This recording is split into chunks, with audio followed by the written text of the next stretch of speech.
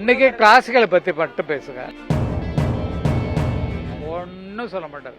இன்னும் அவருக்குள்ள என்ன இருக்குன்னு நீங்க என்ன ஃபீல் பண்ணீங்களோ அதே தான் நான் தான்.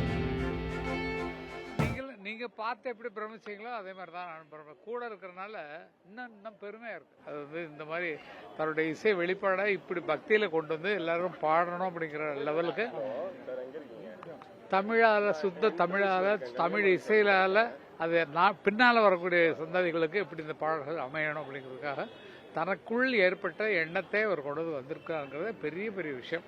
எனக்கே அண்ணனா தம்பியா இருந்த கூட பக்கத்தில் எனக்கு ஆச்சரியமா இருக்கு, இவர் கூட பிறந்திருக்குமா அப்படிங்கிற அளவுக்கு பெரிய உயர்வுல எண்ணத்திலையும் இசையிலையும் உயர்ந்து இருக்கிறார்.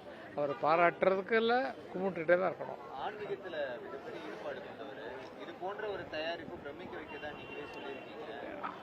எப்படி உருவானதுன்னு உங்கள்கிட்ட சொல்ல முடியுமா சார்? சமையல் பண்ணும்போது நீங்கள் அரிசியை களையணும், கல்லெல்லாம் எடுத்து போடணும், அரிசியை கழுவி வைக்கணும், காய்கறி வெட்டி வைக்கணும், இவ்வளோ வேலை இருக்கு இல்லையா? இதே மாதிரி தான் எல்லா வேலையுமே இப்படி தானே. உங்களுக்கு நீங்கள் எழுதுறதுனா திங்க் பண்ணுவீங்க, அதுக்கப்புறம் பண்ணுவீங்க.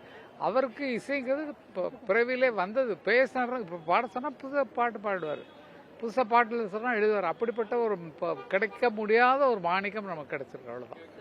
உணர்ந்த வரைக்கும் கூட இருந்தது. இன்னைக்கு கிளாசிக்கலை பற்றி மட்டும் பேசுங்க. தனியாக பேட்டி கொடுங்க, உங்களுக்கு வர்றேன் நான்.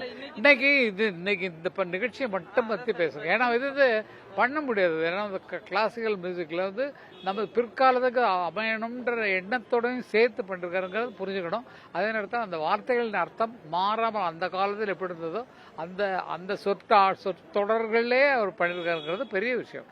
அதை உணர்ந்து பார்த்தீங்கன்னா தான் உங்களுக்கு தெரியும். பல பாட திருப்பள்ளி எழுச்சினா பாடுறாங்க.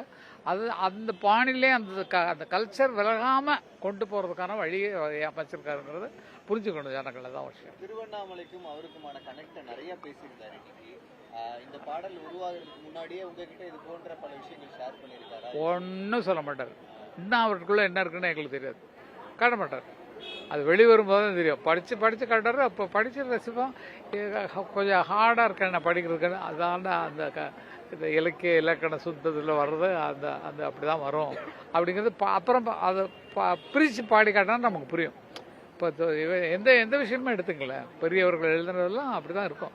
அது அந்த சொற்றொடர்களை எந்த இடத்துல பிரேக் பண்ணி பார்த்தா பொருள் வருமோ அதெல்லாம் புரியும். அது மாதிரி உயர்ந்த தன்மையில் அந்த காலத்தில் இருந்த தன்மையில் ஒரு இலக்கண பிழை இல்லாமல் பாடல்கள் எழுதியிருக்கிறார். அதுக்கு தகுந்த மாதிரி இசையமைச்சிருக்காங்க. அதுக்கு தகுந்த மாதிரி பிற்கால இளைஞர்களும் கேட்க வண்ணம் பேக்ரவுண்ட் மியூசிக் ஸ்கோர் அண்ணம் பண்ணிருக்காங்க. இதை தான் நீங்கள் புரிஞ்சுக்கணும். பேட்டி ஒரு நாளைக்கு வச்சுக்கலாம் நம்ம தனியாக. ஒரு பாடி நிறைய பார்த்துருக்கோம். இன்னைக்கு அந்த சொற்களை வந்து எக்ஸ்பிளைன் பண்ண விதம் வந்து எவ்வளவு. ஆமாம், ரொம்ப. நீங்கள் என்ன ஃபீல் பண்ணீங்களோ அதே தான் நானும் ஒரு ரசிகனாக தான் இன்னைக்கு வந்திருக்கேன். அவர் தம்பியா நினைக்கவே இல்லை. ஐயோ எங்கள் அண்ணனா இப்படின்னு எனக்கு காலரை தூக்கி விட்டுருக்க அளவுக்கு. ஆமாம். நன்றி.